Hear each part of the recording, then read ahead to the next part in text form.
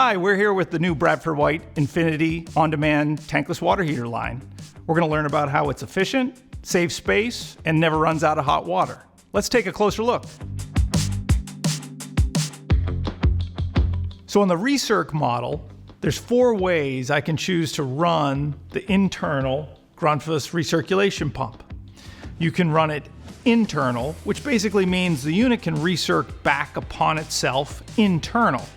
Now, why do you want that? In a house with no domestic hot water recirc line, what that's going to help with is it's going to speed the delivery of the hot water a little bit by keeping the volume of water that's contained in the heat exchanger warm at all times.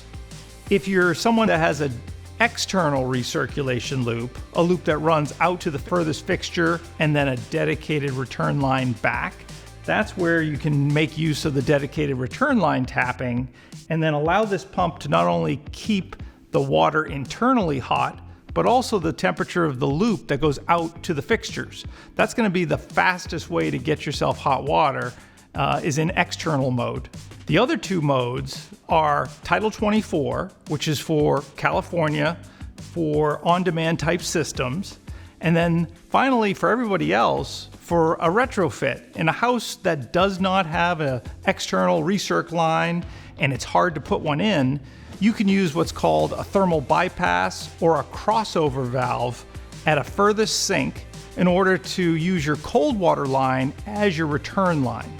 So real quick, to sum that up, you've got internal recirc, external recirc, crossover, and Title 24. That's the 4 methods that you can set this pump up to run in a home.